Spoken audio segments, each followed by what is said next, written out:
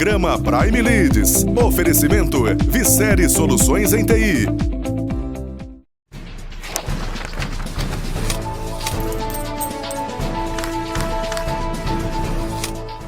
Sejam bem-vindos a mais um programa da Prime TV. Obrigado, telespectador, pela tua audiência. Obrigado por esse encontro semanal que nós temos para falar sobre negócios e para falar sobre carreira. Eu tenho hoje a satisfação de receber o Paul Barramondes. O Paul é gerente de Supply Chain da Siemens. Paul, obrigado por ter aceito o convite, obrigado por ter aberto espaço na tua agenda e estar aqui hoje me ajudando a fazer mais um programa da Prime TV. Seja bem-vindo. Eu que agradeço, Luciano. É um prazer estar aqui. Agora, você trabalha com Supply Chain, né? Toda a minha carreira até 2010 profissional foi construída na área de supply chain, na área de logística, na área de transporte, algo que eu aprendi a me apaixonar, algo que hoje possibilitou eu ter o que eu tenho na minha vida, e você está envolvido com a logística aí, né? Como é que a logística entrou no teu DNA e como é que você hoje tem trilhado essa carreira dentro da área de supply chain? Pô. Vamos lá. A área de logística entrou por acaso, Luciano. Porque toda a minha carreira ela foi construída em volta da qualidade. Então, desde o início da minha carreira, eu sempre estive envolvido com gestão da qualidade. E quando eu entrei na Siemens, eu entrei como coordenador de qualidade dentro da área de supply chain. E fui crescendo, fui aprendendo e fui me apaixonando pela logística e por compras. E como a qualidade está inteiramente relacionada com as duas áreas. E quando eu teve a oportunidade, na saída do meu ex-gestor, eu assumi como responsável pela área e já tinha uma bagagem dentro da área de logística e compras. E aí é uma área apaixonante, né? Uma área dinâmica. Agora, tudo na Siemens tem uma grande proporção, né? Uma dimensão sobrenatural em função da característica da área de energia e do tamanho que é de fato a Siemens, né? Isso é mais um desafio, mais um componente desafiador nesse teu momento profissional, pô? Muito, muito. Porque a Siemens ela tem diversas áreas de negócio, né? E cuidar de uma área de negócio e como ela se relaciona com as outras áreas é um grande desafio. Você manter a particularidade do negócio e ainda assim garantir todos os procedimentos corporativos e todos os valores e toda a cultura corporativa. Então é um grande desafio. Para o nosso telespectador conhecer um pouco a tua trajetória, se puder compartilhar, por favor, as empresas que você passou, os desafios que você assumiu, por favor, Paul. Claro. Eu comecei numa empresa nacional, uma empresa pequena, onde eu tive boa parte da minha experiência. Fiquei 5 anos nessa empresa, então eu comecei como estagiário, analista de engenharia, participei da área de compras, até quando eu fiz a minha formação em engenharia e passei a cuidar do planejamento de produção. Por ser uma empresa pequena e eu sempre com muita vontade de crescer, chegou um momento em que a cadeira fica pequena e eu precisava alcançar novos voos. Foi quando eu saí dessa empresa, entrei numa multinacional alemã como engenheiro da qualidade para cuidar de todos os processos da parte de garantia, atendimento a cliente, desenvolvimento de fornecedores e da própria gestão. Fiquei 3 anos nessa empresa, cresci muito rápido, entrei como engenheiro júnior e 3 anos depois eu estava saindo como engenheiro sênior. Entrei numa multinacional americana para um projeto em particular que era aplicar as ferramentas do automotivo, da qualidade automotiva, numa empresa de bens de consumo. Então foi um grande desafio aplicar essas ferramentas, fazer os ajustes necessários para que eles pudessem ter uma qualidade muito próxima do automotivo, que é muito rigoroso. Em 6 meses nós conseguimos desenvolver esse projeto e eu fui convidado para gerenciar um CKD na China por uma outra empresa. E aí foi onde eu tive um ano muito diferente, né, para a minha experiência. Foi um ano que realmente eu tive que mudar o meu mindset para conseguir entregar resultado e viver num país que é particular. E aí, um ano depois, eu voltei e foi quando eu entrei na Siemens e estou lá até hoje. Mas eu quero me aprofundar mais nessa experiência na China. Vamos lá. Como é que foi a decisão de você ir? Porque eu acho que o primeiro passo é isso, né? Porque tem muito folclore em relação à China, né? Sim. Por falta de conhecimento ou por preconceito propriamente dito. Como é que foi o convite, a decisão disso? Foi com a família? E como é que foi os primeiros passos lá? Quais foram as dificuldades?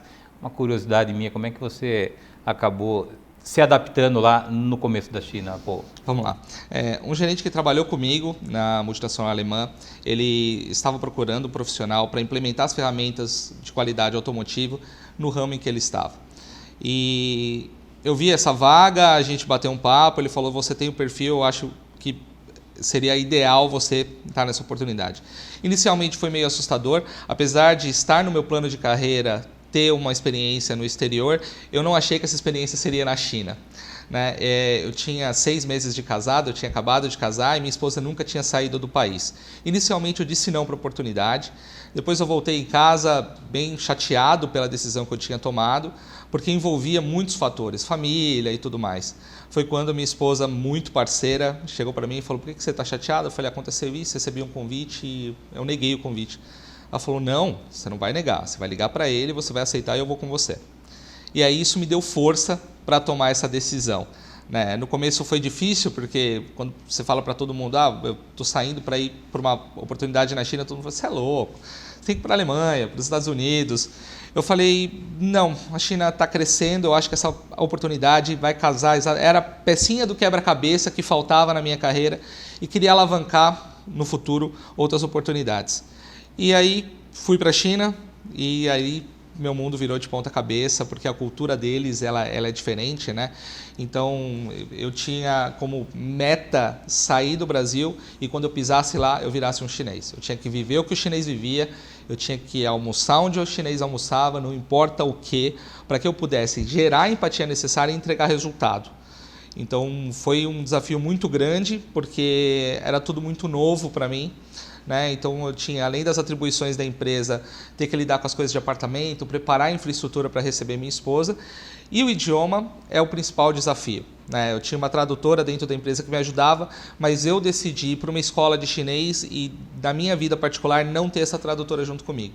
Então os desafios ali no dia a dia de poder me deslocar sem a ajuda de ninguém, num país onde você não entende o idioma, onde você não consegue ler o que está escrito, é um grande desafio.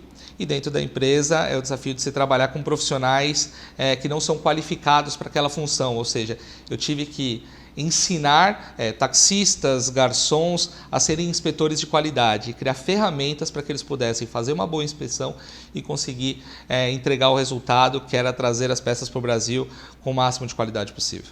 E como é que foi a adaptação da esposa, né? Porque imagino que você acorda cedo, vai trabalhar e ela fica lá em casa, né? Como é que ela... primeira decisão de te apoiar, né? Eu acho que isso foi fundamental, né? E deve ter pago um preço para isso quando ela estava sozinha. Como é que foi a adaptação dela especificamente, Paul? Para ela era muito novo, ela nunca tinha saído do país. Então, para ela foi uma experiência incrível poder sair e lidar com desafios.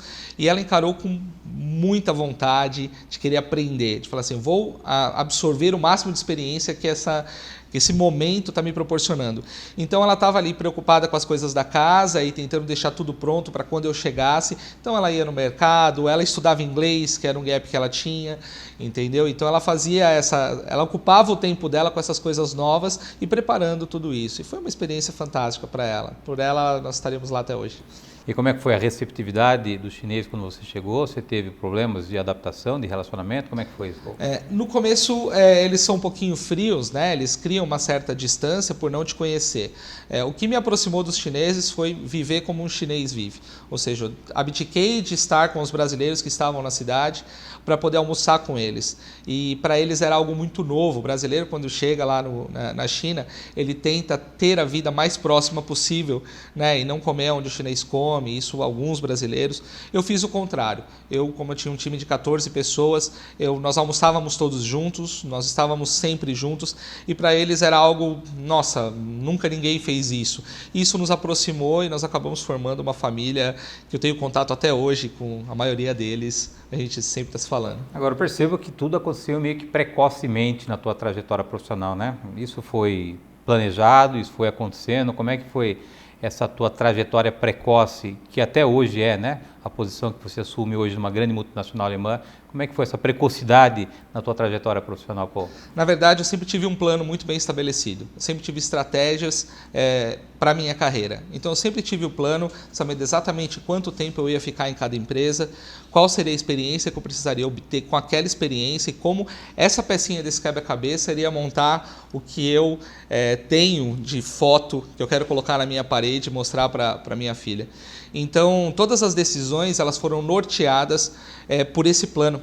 Então, logo quando eu entrei na primeira empresa, eu já sabia quanto tempo eu ia ficar e o que eu tinha que fazer depois, quanto tempo eu ia ficar na segunda empresa e para onde eu teria que ir e como isso ia se encaixando. Então, para mim sempre teve muito claro, né? E sempre com muita vontade. Ou seja, na multinacional alemã que eu saí de engenheiro júnior para engenheiro sênior em 3 anos, foi porque eu apliquei toda a minha vontade, todo o meu coração ali para poder entregar o máximo de resultado e assim, nunca me preparando, mas sempre estando pronto para quando a oportunidade chegasse, as pessoas olharem para mim e falarem assim, não, ele está pronto. Então eu sempre tive isso muito dentro de mim. Eu nunca me preparo quando eu preciso estar pronto, eu preciso estar pronto agora. Mas esse teu perfil, da onde ele nasceu? Da sua criação, da tua educação? Como é que isso nasceu no Paul? Porque isso não nasce pronto, né? Quer dizer, de alguma maneira você tem alguns talentos, alguns dons, mas de alguma maneira essa visão e estratégia muito veio da educação, né? Como é que foi isso? Isso veio do meu pai. Veio dos meus pais, né? Meu pai e minha mãe, ou seja, meu pai nasceu no Chile, né? Ele veio para o Brasil com 20 anos e ele era uma pessoa apaixonada por resultado, uma apaixonada por entregar, por fazer, por agregar valor.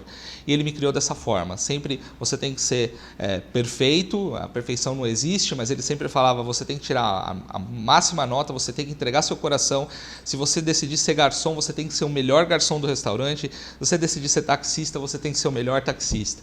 Então isso veio dele. Meu pai falava 5 idiomas, meu pai formado e tudo que ele empreendeu, tudo que ele quis fazer, ele conseguiu fazer. E ele passou isso pra gente, né? Faça com o coração e faça com vontade. Não importa se aquilo realmente está alinhado com o seu propósito ou não, mas se é uma peça do seu quebra-cabeça, entrega todo o seu coração que o resultado ele vem. Ok, Paul, eu vou pedir a tua licença para um rápido intervalo. Na volta, nós retomamos o assunto com o Paul Barramondes, o Paul que é gerente de supply chain da Siemens. Nós voltamos no instante. O Hospital Unimed Unidade Anchieta cresceu para atender você e a sua família com mais qualidade, conforto e segurança. Agora são cerca de 6.000 metros quadrados de área construída. Os leitos de UTI mais do que dobraram e os de internação triplicaram. Além disso, o Hospital Unimed Unidade Anchieta oferece uma equipe altamente qualificada e equipamentos de última geração. Unimed Jundiaí. Cuidar de você. Esse é o plano. Acesse o nosso site unimedjundiaí.com.br.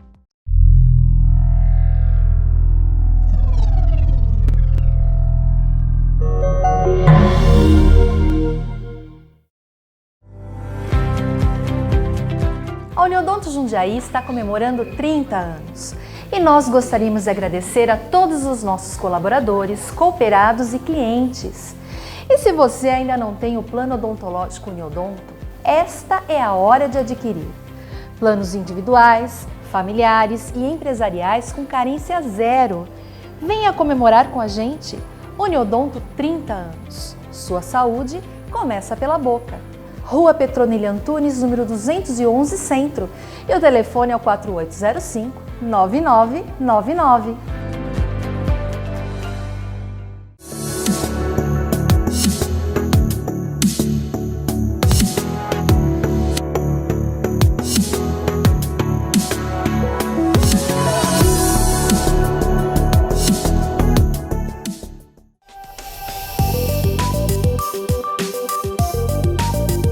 Olá, sou Stephanie, sou estagiária de desenvolvimento aqui na Vissérie. Eu entrei pela formação de talentos, que começa com um curso que eles dão dentro da FATEC e eles ensinam algumas coisas lá. Aí eles dão um projeto para a gente desenvolver e apresentar aqui. E quem consegue passar para estagiar, eles vão dando um curso de mais ou menos uns 2-3 meses aqui dentro com os próprios profissionais da área, e essa experiência é muito boa porque a gente consegue vivenciar na prática o que a gente está aprendendo e é cada vez melhor para o nosso crescimento profissional.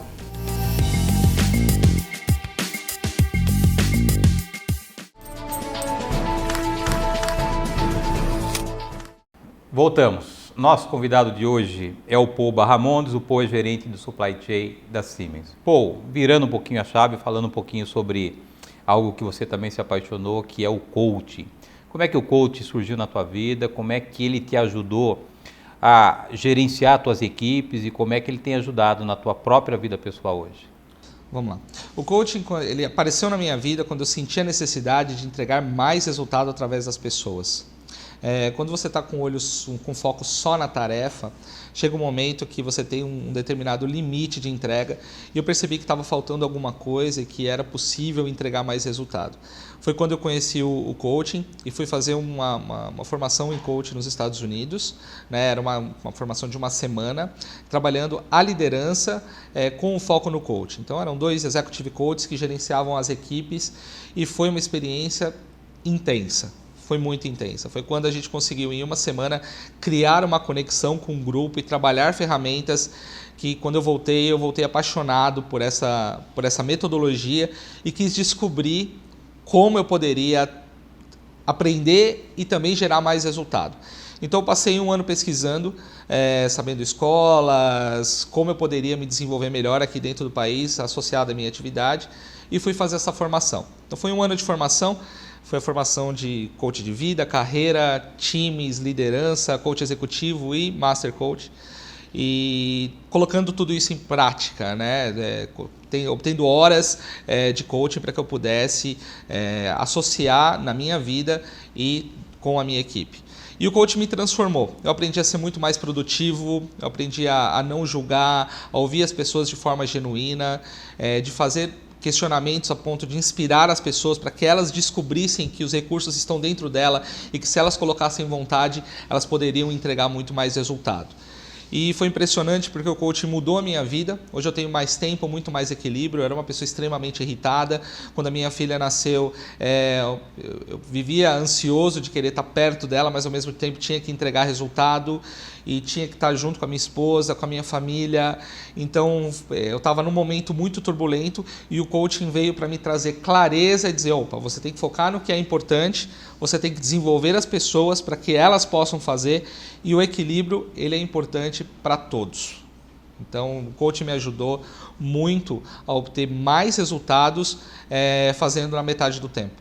Uma coisa que me chamou a atenção numa das nossas conversas lá no meu escritório, que você disse para mim: Luciano, você tem que escolher o que você vai deixar de fazer para você fazer aquilo que é importante. Eu achei isso, parece que é um pouco óbvio, mas nem sempre a gente se apercebe do óbvio, né? Exatamente. Como é que isso funciona, né? Porque assim, o dia tem 24 horas e a gente tem um determinado quantidade de horas para trabalhar e não se faz mais nisso, a não ser que você cause prejuízo para outras áreas da tua vida, né? Como é que é essa tua visão de o que eu vou deixar de fazer para fazer o que é importante, como é que isso acontece no teu dia a dia? No mundo de hoje, nesse mundo VUCA, né, incerto, volátil, esse volume de informação que nós trabalhamos hoje faz com que nós tenhamos que fazer mais com o tempo que nós temos hoje. E na realidade na minha visão é impossível, porque o dia ele tem 24 horas, ele é unânime, ele é para mim e para você o mesmo tempo. E o mais importante não é a quantidade de coisas que você vai fazer, mas o que você vai deixar de fazer para dar foco no que é importante e que vai gerar resultado.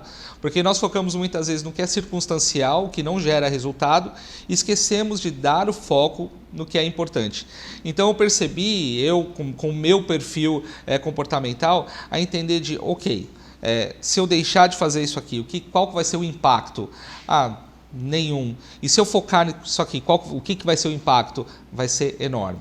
Então, bater uma meta é muito mais do que você estar agregando coisas para fazer, mas deixando do que você tem que fazer e manter o equilíbrio e dizer, ok, isso eu tenho que delegar, isso eu mesmo tenho que fazer, isso nós vamos trabalhar em equipe, isso não é importante, isso realmente é fundamental para o negócio. Então eu passei a ter muito mais equilíbrio dessa forma, escolhendo as coisas que eu deixo de fazer e focando naquelas que realmente são importantes para o meu resultado. E como é que você hoje utiliza essa ferramenta de coach para extrair o máximo de resultado da tua equipe? Eles entendem isso? Você deixa claro isso, que é um processo que no fundo, contribui com a empresa, mas principalmente com a carreira deles? Como é que você interage com a tua equipe em relação a essa ciência que é o coach que você utiliza hoje na tua vida pessoal e profissional, Paulo? O primeiro ponto que eu faço eles entenderem é o empoderamento. Eles têm todos os recursos necessários, eles não precisam de mim. Eu sou uma ferramenta para inspirá-los e engajá-los. Eu tenho que compartilhar a visão E eles têm que estar alinhados com essa minha visão para que eles possam fazer. E durante o processo, o dia a dia, inspirando, gerando insights para que eles possam quebrar aquilo que limita eles de entregar resultado, para que eles possam dizer, não, é possível, nós podemos fazer, eu posso fazer sozinho, eu posso fazer em grupo, e como isso vai contribuir para essa visão. Então eu inspiro elas para que elas possam encontrar todos os recursos que já estão dentro delas e entregar mais resultado. Então melhorando relacionamentos, ouvindo sem julgamento, questionando o status quo, por que isso é desse jeito? Por que eu não posso fazer diferente? O que tem de desperdício aqui que eu posso deixar de fazer, eliminar e fazer realmente o que é importante? Então eu compartilho essa visão. Eles sabem que eu tenho essa formação e eu vou inspirando eles e principalmente para que eles possam crescer na carreira. Então eu sempre trago o lado deles, olha, se você tiver essa postura, fica difícil de você conseguir crescer. A postura de pessoas de sucesso é essa aqui. Se você tiver essa visão, você vai crescer e você vai obter resultado. E o resultado ele vem por consequência. O resultado ele vem do próprio resultado que você entrega, você vai ter resultado na sua vida pessoal e na sua vida profissional. Agora deixa eu desafiar o amigo aqui com uma questão. O coach hoje é uma ciência, é um processo, são várias ferramentas que se você utilizar, segundo aquilo que já foi experimentado, a pessoa terá sucesso. Mas ainda assim é um ser humano, que tem as suas fraquezas, tem as suas origens, tem as suas crises existenciais. Como é que você lida com o lado emocional de uma pessoa hoje que eventualmente está com um problema na sua família, com essa ferramenta que ela aponta que ele pode entregar resultado apesar das circunstâncias que ele está vivendo? Como é que você consegue lidar com essa questão emocional, essa muitas vezes fragilidade do ser humano e com essa ciência que é o coach? Esse é um grande desafio, mas o principal passo é a pessoa entender que ela é uma pessoa integral, ela é uma pessoa única. Não pode separar o profissional do pessoal. Você exerce diferentes papéis em fases da sua vida. Se você não está bem na sua vida pessoal, isso vai afetar no seu resultado. Eu prefiro muito mais que a pessoa chegue para mim e diga, estou com um problema e preciso resolver, para que depois ela esteja integral ali, do que ela ter que lidar com eu tenho esse compromisso, mas ao mesmo tempo eu estou com um problema. Então, ouvir a pessoa e analisar a pessoa de forma genuína me faz entender em que momento ela está passando. Então eu mantenho um diálogo contínuo com os meus colaboradores e com as pessoas que eu convivo para perceber através do olhar que ela está com algum problema e trabalhar essa parte emocional e saber como eu posso de alguma forma ajudar para que ela possa resolver o problema dela e ainda assim performar na empresa. E é muito interessante que quando a pessoa se sente acolhida, ela se sente ouvida, automaticamente ela já se tranquiliza. Ela fala, eu não preciso vestir uma máscara e estar aqui sorrindo o tempo todo. Eu posso ser eu e o meu gestor entende isso. Isso dá mais coragem para que ela possa resolver e é impressionante como ela se entrega e ela se entrega para o resultado, mesmo com os problemas que ela está passando. Você teve recentemente com 2 gurus do coaching, né? Duas pessoas que tratam e ajudam as maiores personalidades do mundo corporativo hoje no mundo, né? Como é que foi essa experiência? O que você agregou de conhecimento nessa tua experiência lá nos Estados Unidos? Foi uma experiência incrível, tá? Com o Marshall Goldsmith, que é um coach número 1 do mundo, e também recentemente com o Daniel Goleman. E o que eu aprendi é que a parte emocional, inteligência emocional, ela é fundamental não somente para a liderança, mas para qualquer área da sua vida. Você entender, mapear essas emoções, se ajustar e tomar decisão, ou seja, as emoções elas têm que apoiar o seu pensamento, elas querem nos dizer alguma coisa. E quando você tem esse autoconhecimento e você percebe essas emoções, você passa a tomar melhores decisões e saber como isso se processa no seu corpo. E a humildade e a disciplina que o Marshall tem, ele é impressionante. Ele é uma pessoa carismática e que ele transmite alegria, ou seja, o coaching ele aplica na vida dele e ajuda as pessoas. E para ser um coach você tem que ser um eterno aprendiz, você tem que ser humilde de saber que você tem que aprender continuamente, não vai ter fim. Porque para apoiar pessoas, para ajudar pessoas, você precisa se ajudar, estar pronto e lembrando que somos seres humanos, nós também erramos e essa humildade, esse carisma é fantástico e ensina muito de que é um passo de cada vez e que a gente tem que estar eternamente aprendendo. Tenho 30 segundos para encerrar o nosso programa. O que o Paul tem como projeto para o futuro, Paul? O projeto para o futuro, eu tenho cada vez mais investido no coaching. É uma ferramenta que tem me ajudado a ter mais resultados na minha vida profissional e na minha vida pessoal. Tem ajudado muitas pessoas através do coaching e é algo que eu estou investindo com muita força para que, quem sabe, no futuro ter um plano B e exercer o coaching com mais força e poder ajudar cada vez mais pessoas a encontrarem a sua melhor versão. Obrigado pela tua presença, foi agradeço. ótimo tê-lo aqui conosco. Sim que você tiver mais novidades lá para o lado da CIMES ou por esse plano B, o programa está à sua disposição e o meu convite é permanente. Obrigado. Tá ótimo. Obrigado, Luciano. Obrigado, telespectador, por estar conosco em mais um programa da Prime TV. Lembrando que o programa Inédito vai ao ar toda terça-feira, às 9h30 da noite. Eu aguardo vocês na próxima semana. Até lá.